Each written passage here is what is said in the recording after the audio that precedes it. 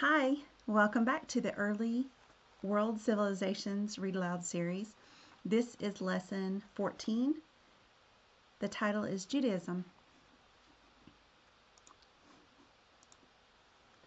Hi, I'm Miriam. I am Jewish. Jewish people practice a religion called Judaism.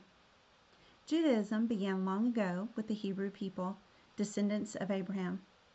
You've already heard about Abraham.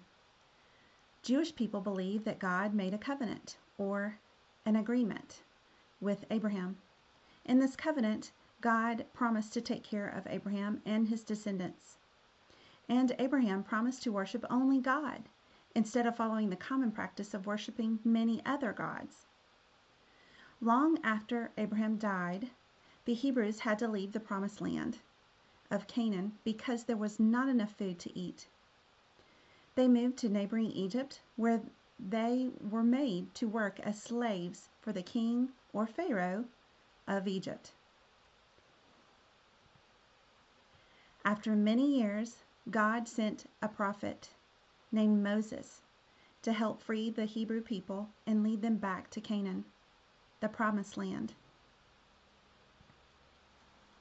Moses asked the Egyptian pharaoh to free the Jewish people from slavery, but the pharaoh refused.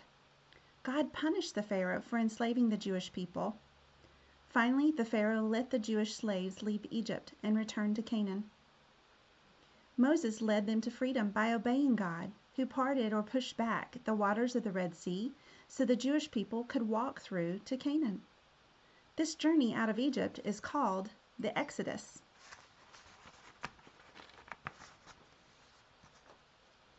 Today, I am celebrating the holiday of Pesach, or Passover, with my family.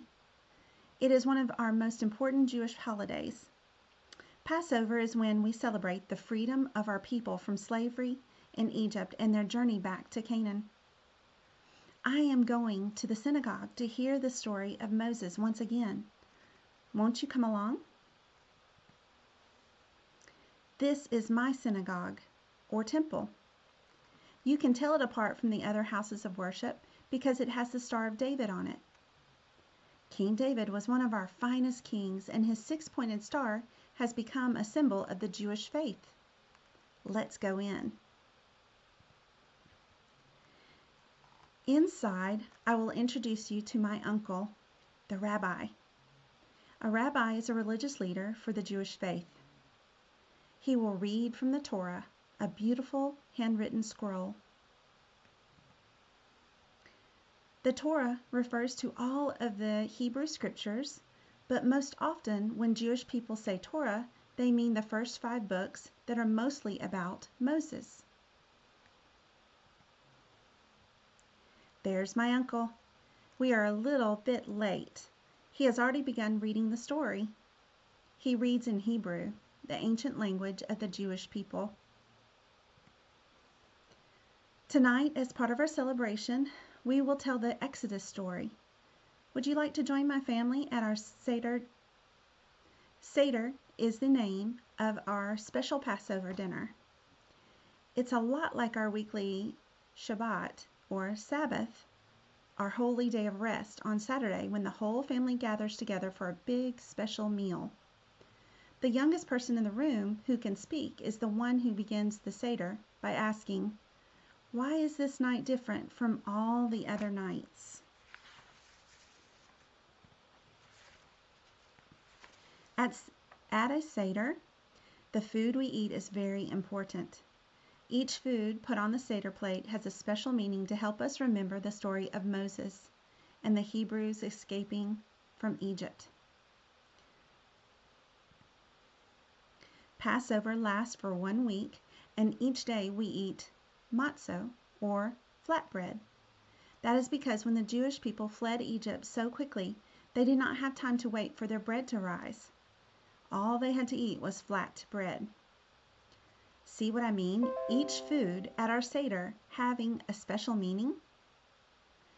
Passover is a really important holiday for my people, but we have lots of other holidays as well. We also celebrate Rosh Hashanah, the Jewish New Year, which happens during late summer or autumn. We eat sweet foods such as apples and honey to represent our wish for a sweet year ahead.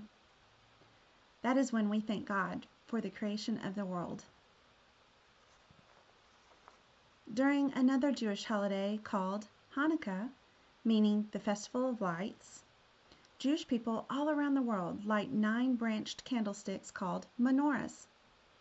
They light the menorahs to remember the past, a time when they rebelled against the rulers who had conquered them. These rulers told the Jewish people that they could no longer pray to God. The story goes that when the Jewish people went to the temple, they only found a small jar of oil with which to relight the lamp. However, the oil lasted miraculously for 8 days until they were able to get more. Another of our holidays, Yom Kippur, is a time when we ask God to forgive our sins. We try to live our lives by the 10 Commandments, special laws given to Moses by God. They tell us that there is only one God and that we are to respect him by treating others respectfully. And that is the end of this read aloud. Please join me for the next one. It is lesson 15 coming up.